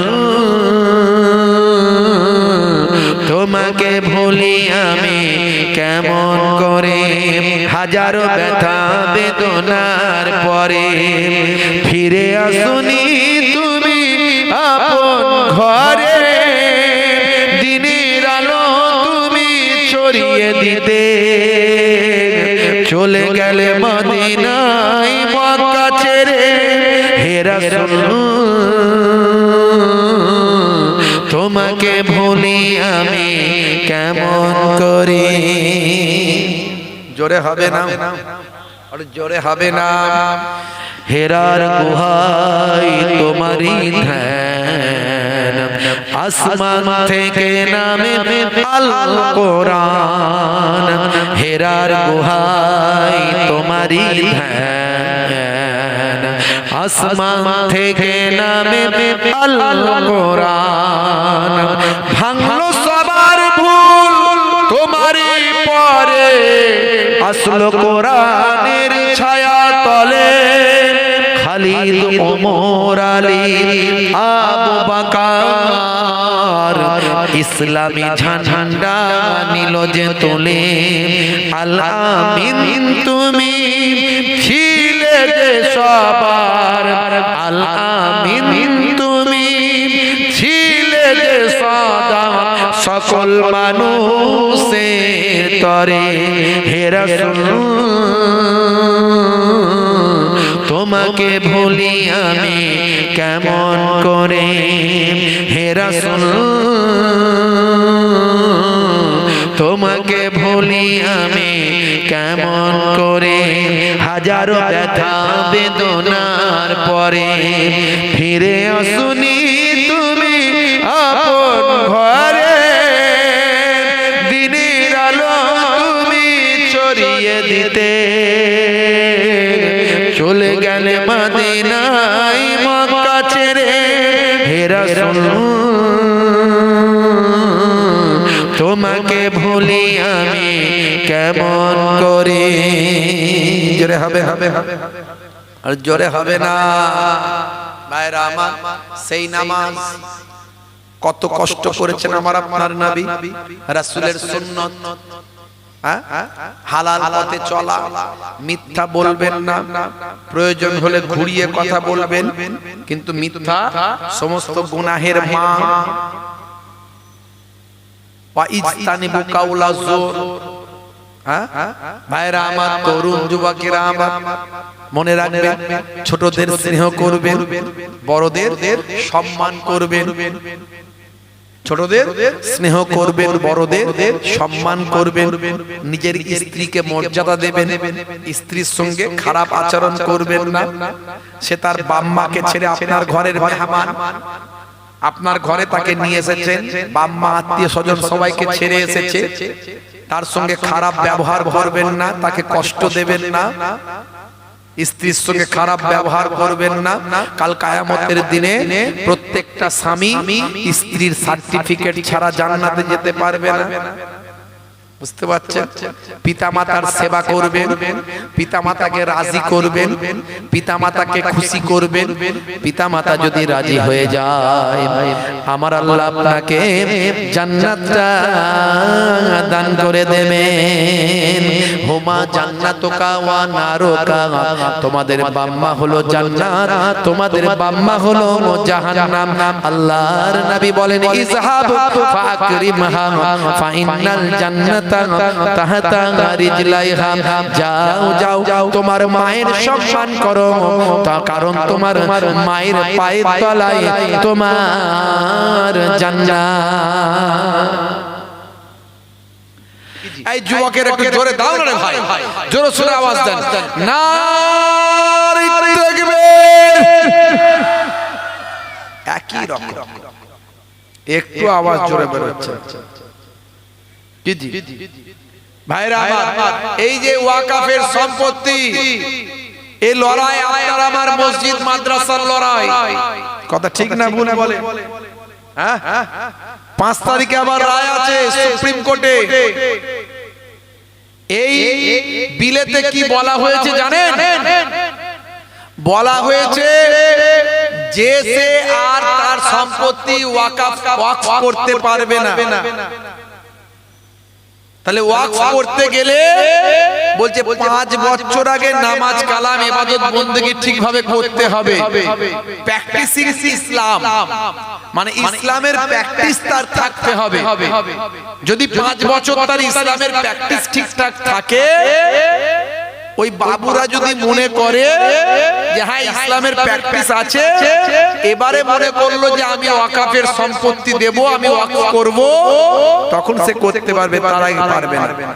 তার মানে যদি মনে করে কোনো অমুসলিম ভাই যে আমি মুসলমানদের ডেভেলপমেন্টের জন্য মুসলিম সমাজ অনেক পিছিয়ে, শিক্ষা দীক্ষায় এখনো তো অনেক পিছিয়ে, স্বাস্থ্যে উন্নতিতে, যেমন হিন্দু ভাইরা অনেক উন্নতি, তাদের অনেক ডেভেলপমেন্ট, তাদের শিক্ষা দীক্ষায় দেখুন আর আমাদের শিক্ষা দীক্ষায় দেখুন আগের থেকে আমাদের ডেভেলপমেন্ট হয়েছে। কিন্তু যদি অর্থনৈতিক পরিকাঠামোর দিক থেকে দেখেন 80% মুসলমান তারা কিন্তু অনেক পুয়ার, মাত্র 20% মুসলমান ধনী। তাহলে যদি কোনো হিন্দু খ্রিস্টান জৈন বৌদ্ধ মনে করে যে আমার অনেক সম্পত্তি আছে, আমি কিছুটা সম্পত্তি মুসলমানদের উন্নতির জন্য দেব, বক্স করব, আর দিতে পারবে না। বলছে 5 বছর প্র্যাকটিসিং মুসলিম হতে হবে তাকে, তার মানে 5 বছর নামাজ কালাম ইসলাম মেনে চলতে হবে, তাহলে অন্য ধর্মের মানুষ আর ওয়াজ করতে পারবে না। এটা একটা। 2 নাম্বার হলো কি বলছে, একটা কমিটি হবে, একটা কমিটি হবে, সেই কমিটিতে প্রায় 20-22 জনের একটা কমিটি হবে, সেখানে মাত্র 8 জন মুসলিম থাকবে আর 12 জন অমুসলিম থাকবে। ভাবতে পারেন আপনার বাপ 14 পুরুষের দেওয়া সম্পত্তি, ওয়াকফ করা সম্পত্তি, আফটার জেনারেশন গরিব দুস্থ অসহায় মুসলমানদের উন্নতির জন্য সব দেওয়া সম্পত্তি, সেই সম্পত্তি কেমন ভাবে ইউটিলাইজ করবেন, ব্যবহার করবেন, তার জন্য বলছে 8 জন মুসলমান থাকবে আর বাকি 12 জন অমুসলিম থাকবে। আচ্ছা বলুন তো, আমার কারোর উপর রাগ তাপ নাই, এটা যদি অন্য ক্ষেত্রে হয় কি সম্ভব? যদি খ্রিস্টানদের গির্জার যে সম্পত্তি আছে সেই সম্পত্তিতে মুসলমানদের কমিটিতে ঢোকানো হবে কি না? আমার হিন্দু ভাইদের যে দেবত্ব সম্পত্তি আছে, যে মন্দিরের ট্রাস্টের সম্পত্তি আছে, সেই ট্রাস্টের মন্দিরের সম্পত্তিতে এই রকম মুসলমান ভাইদেরকে সেই কমিটিতে রাখা হবে। হবে কি যে 12 জন মুসলমান থাকবে আর 8 জন সেই সম্প্রদায়ের মানুষ থাকবে? এরকম হবে? কখনোই হবে না। তাহলে এটা কি করে মুসলমানরা মেনে নিতে পারে?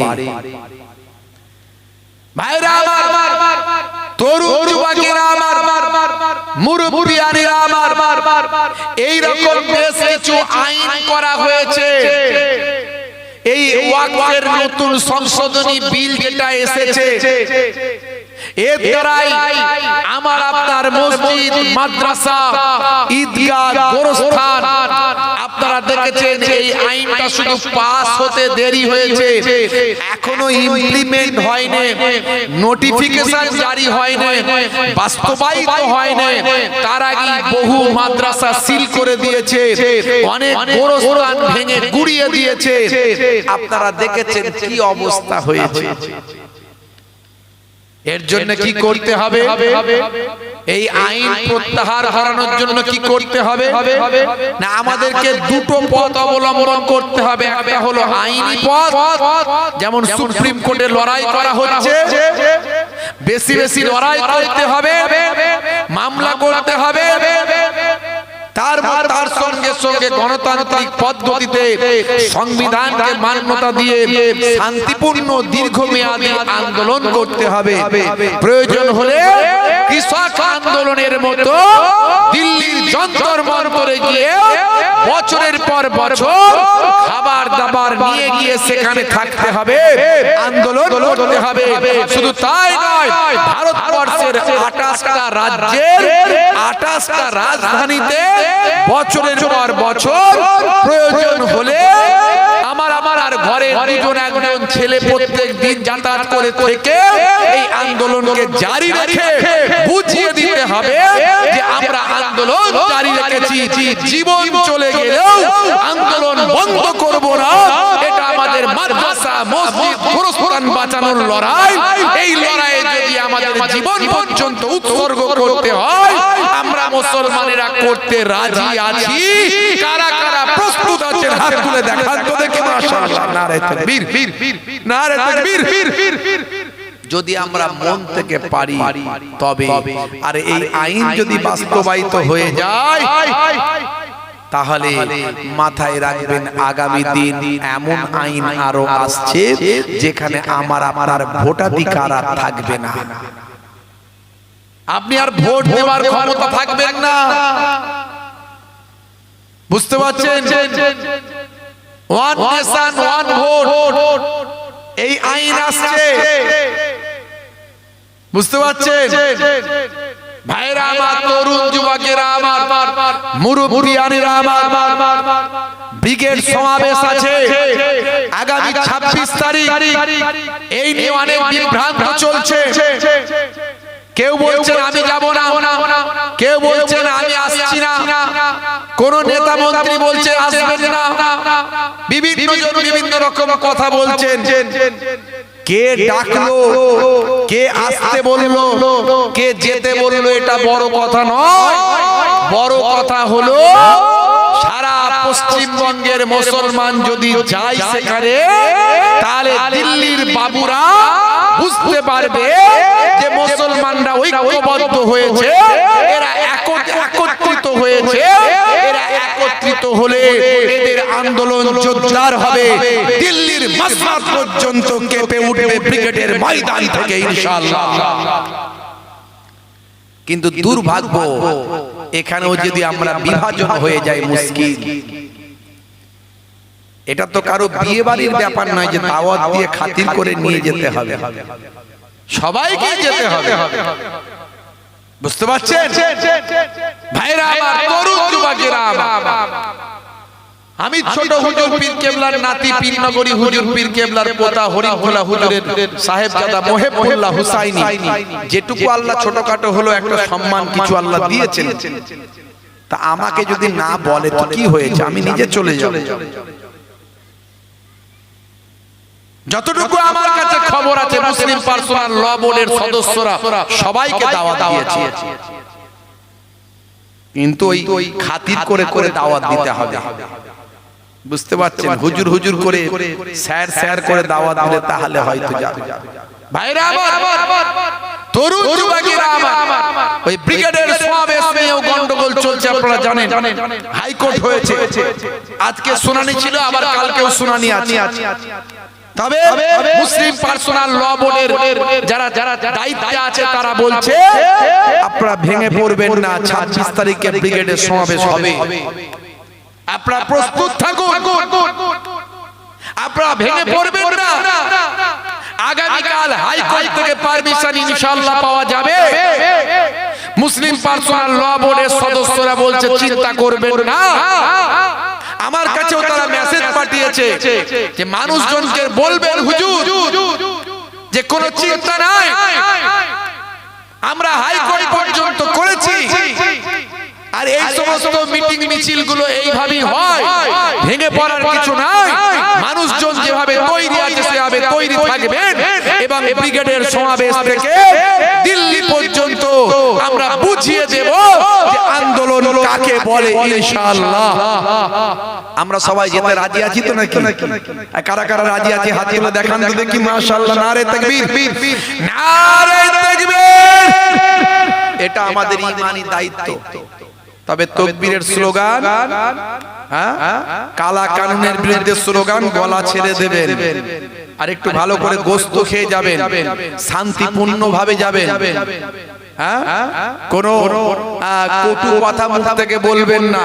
এটা হিন্দু মুসলমান খ্রিস্টান জৈনের লড়াই নয়, এটা সংবিধান বাঁচানোর লড়াই। সংবিধানের আর্টিকেল নাম্বার 14, 25, 26 এই আর্টিকেল গুলোতে ধর্মীয় স্বাধীনতার দেওয়া হয়েছে। ধর্মীয় স্বাধীনতা আমাদের মৌলিক অধিকার।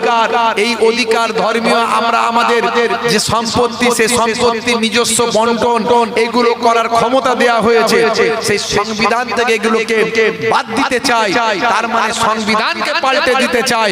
সংবিধানকে পাল্টে দেওয়া মানে এই ভারতবর্ষের ভিতকে নষ্ট করে দেওয়া। তাই আমি আপনি শুধু একা লড়ছি না, আমার আপনার সঙ্গে লক্ষ লক্ষ হিন্দু খ্রিস্টান জৈন বৌদ্ধ আছে। মনে রাখবেন এই লড়াই সংবিধান বাঁচানোর লড়াই। আল্লাহ রাব্বুল আলামিন এই লড়াইয়ে আমাদের কামিয়াবি দান করেন, বলুন আল্লাহুম্মা আমিন।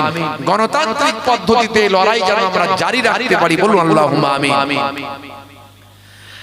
হে তরুণ যুবকেরা, যেটা বলছিলাম, বাদশা জুলকারনাইন বেশি বেশি ইবাদত করতে চান, তার জন্য তিনি আবে হায়াতের পানি পান করতে চান। হে তরুণ যুবকেরা, ইবাদতগুলোর মধ্যে সবচেয়ে বড় ইবাদত হলো নামাজ। নামাজের থেকে বড় ইবাদত আর কিছু নাই। আফজালুল ইবাদাতে ইবাদাতুস সালাত, সবচেয়ে বড় ইবাদত হলো নামাজ। সেই নামাজ ছেড়ে দেবেন না, নামাজের সময় হলে নামাজটা পড়বেন। আমার আল্লাহ কোরআন মাজিদের ভিতরে জানিয়ে দেন, ইন্নাস সালাতা তানহা আনিল ফাহশাই ওয়াল মুনকার, নামাজ তোমাকে ওয়াসিলাতান অন্যায় থেকে দূরে সরিয়ে দেবে। হে তরুণ যুবকেরা, হে আমার বন্ধুরা, সেই নামাজের সময় হলে নামাজটা ছেড়ে দেবেন না। বন্ধুরা আমার, যাই হোক, সময় নেব না, রাত অনেক হয়েছে। সেই আলোচনার মজলিস জান্নাতি বাগান, যেখান থেকে আমাদের ঈমানকে তাজা করব। এই ঈমানকে তাজা করার বয়ান শুনলাম, আমলের বয়ান শুনলাম, ইবাদতের বয়ান শুনলাম। আমাদেরকে মরতে হবে, কেউ পৃথিবীতে বাঁচবে না। আমার আল্লাহ কোরআন মাজিদে বলেছেন, কুল্লু নাফসিন যায়কাতুল মউত, প্রত্যেক প্রাণী মাত্রই মারা যাবে, মৃত্যুর সময় এদিক ওদিক করা হবে না। তাহলে এই জায়গায় আমরা অল্প দিনের জন্য আছি, আমরা ইবাদত করে কাটাবো, বলুন ইনশাআল্লাহ। প্রত্যেকেই আমরা নামাজি হয়ে যাব, বলুন আল্লাহুম্মা আমিন। আল্লাহ কবুল করে নিন, বলুন আল্লাহুম্মা আমিন। ভাইরা আমার, সেই পাক মাহফিলে একটুখানি আপনারা আগামী বছরের জন্য সহযোগিতার হাত বাড়িয়ে দিন। যেমন আপনারা এর আগে প্রত্যেক বছর দান সাদকা করেন, এবছরও করুন, যাতে করে জান্নাতের বাগান যেই জায়গায় হয়, আল্লাহর রহমত ঝরে ঝরে অবতীর্ণ হয়। জোরে হবে না? জোরে হবে না? এই কমিটির ছেলে খাতা নিয়ে এসো।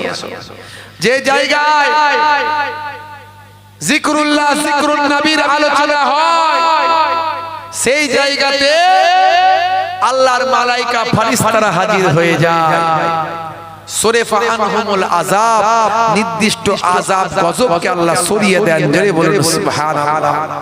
তাহলে এই গ্রাম থেকে আল্লাহ বিপদ আপদকে সরিয়ে দেবেন এই পাক মাহফিলের ওসিলায়। ফুরফুরা শরীফ মুজাদ্দিদুজ জামান পীর আবু বকর সিদ্দিক রাহমাতুল্লাহ আলাইহি, আপনাদের দাদা হুজুর কেবলা, আমার পন্নানা জান হুজুর পীর কেবলা, এই পাক মাহফিলের নাম দিয়েছিলেন দারজিনে আয়েশা আলাইহিস সালাম। ওয়াজ নাসিহাতের মাহফিল, সওয়াব রেসানির মাহফিল। এই পাক মাহফিলের ওসিলায় আমার আপনার ময় মুরব্বি কবরে পড়ে পড়ে সওয়াব পান। জোরে বলুন সুবহানাল্লাহ। ভাইরা আমার, কারো বাপ কবরে, কারো মা কবরে, কারো ভাই কবরে, বোন কবরে, দাদা দাদি কবরে, তারা বড় আশা করে আপনার আমার দিকে তাকিয়ে আছে। কার কার দিকে লক্ষ্য করছেন? মিন আবিন, নিজের বাপের দিকে, আও উম্মিন, নিজের মায়ের দিকে, আও আখি, নিজের ভাইয়ের দিকে, আও সাদিকিন, নিজের বন্ধুর দিকে। দুনিয়ার মধ্যে কেউ যদি তাদের জন্য কিঞ্চিত দান সাদকা করে দেয়, সেটার কিঞ্চিত থাকে না, সামান্য থাকে না, কাল জাবালে রহমতের পাহাড় করে আল্লাহ পৌঁছে দেয়। জোরে হবে না? তাহলে কারো বাপ কবরে চলে গেছে, মা কবরে চলে গেছে। আমার আল্লাহ কোরআন মাজিদের ভিতরে বললেন, মান জাআ বিল হাসানাতে ফালাহু আসরু আমসালিহা, বান্দা এক দিবি, আমি আল্লাহ তোকে 10 দেব। জোরে বলে সুবহানাল্লাহ। ওয়াদাকার, আল্লাহর ওয়াদাকার, আল্লাহর ওয়াদা কখনো মিস হবে? মিস হবে না। তাহলে বাপজি আমার, হাদিসে কুদসির মধ্যেও এসেছে, একের বদলে আমি আল্লাহ 10 দেব, একের বদলে 100 দেব, একের বদলে 700 দেব, একের বদলে আমি আল্লাহ বেহিসাব মালে মালামাল করে দেব। জোরে বলুন সুবহানাল্লাহ। আছেন কোন আল্লাহর বান্দা? আমি 8 জন বান্দাকে চাইবো, 8 জন। জান্নাত হলো 8টা। জান্নাত কটা? জোরে বলেন। এই কমিটির ছেলে গেল কই? কোথায় গেল কমিটির ছেলে? খাতা নিয়ে এসো, পেন নিয়ে এসো। জান্নাত কটা বলেন? জোরে বলেন না, জান্নাত কটা? 8টা। তা আমি 8 ভাইকে চাইবো, মুসাফির হালতে আছি আপনাদের ভাই, আমি মুসাফির অবস্থায় আছি। আল্লাহর নবী বলছেন মুসাফিরের দোয়া কবুল হয়। জানি না আমার দোয়া কবুল হবে কিনা, তবে মুসাফির আছি, মুসাফিরের দোয়া কবুল হয় আল্লাহর নবী বলছেন। বাপজি আমার আপনাদের পীরের ঘরের আওলাদ, দুই দরবারের দুই খানদানের মেহমান, সব দিক থেকে হাসেমি বংশের চিটেফুটা রক্ত আমি অধম গুনাহগারের শরীরে আছে। ইবাদত গুলোর মধ্যে সবচেয়ে বড় ইবাদত কি? সবচেয়ে বড় ইবাদত কি বলেন একটু? হ্যাঁ দেন বলেন। ইবাদত গুলোর মধ্যে সবচেয়ে বড় ইবাদত কি একটু বলেন? কি জি? হ্যাঁ বলেন। নামাজ। মাশাআল্লাহ, একটু বলবেন তো। আপনারা কি আমার উপর রাগ করেছেন নাকি? একটু রাগ করেছেন কি জি? এবার তাকবীর দেন দেখি, নারে তাকবীর। আর জোরে হবে না নারে তাকবীর? আচ্ছা, এরকম আওয়াজ দিলে আমরা ওয়াকাফের সম্পত্তি ফিরে পাবো মনে হচ্ছে? পাবো মনে হচ্ছে? ও বুঝে নেবে, এদের কোনো টেম্পার নাই, এদের কোনো টেম্পার নাই। এই টেম্পারে ওরা দুই একবার একটু চিৎকার করবে, ও কিচ্ছু অসুবিধা নেই। এইরকম টেম্পার দেখালে কোনো কাজই হবে না। জোরে সোরে তাকবীর দেন, নারে তাকবীর। জোরে দিতে বললো যেরকম, আসতেও সেরকম। একটু জোরে আওয়াজ দেন না ভাই। গোস্টোস খান তো নাকি আপনারা? কি জি? না সন্ধ্যা থেকে অনেক তাকবীর দিয়েছি হুজুর, আজ পাচ্ছি না। এত আলা হয়ে যাচ্ছেন কেন? মাটি আর মানুষ, 24 পরগনার মানুষ, বসিরহাট হুজুরের পাশের মানুষ তো আপনারা নাকি? হ্যাঁ কি জি? তো সেই বসিরহাট হুজুরের পাশের মানুষ, মাটি আর মানুষ, 24 পরগনার মানুষ সব সময় হাই স্পিড। 24 পরগনার আলেম বেশি, হাফেজ বেশি, মাওলানা বেশি, মুফতি বেশি, নামাজি বেশি, দাড়িওয়ালা বেশি, টুপিওয়ালা বেশি, মাদ্রাসা বেশি, মসজিদ বেশি। আর গন্ডগোল বেশি না কম? কি জি? কিছুই বলেন না, কম তাই তো নাকি? মাশাআল্লাহ, কম হলেই ভালো। একটু জোরে সোরে তাকবীর দেন থেকে 24 পরগনার মানুষ, মাটি আর মানুষ, নারে তাকবীর। জানো মনে হচ্ছে আপনারা খান না 3-4 দিন। আমি এত জোরে আওয়াজ দিচ্ছি, আপনাদের আওয়াজ বের হচ্ছে না।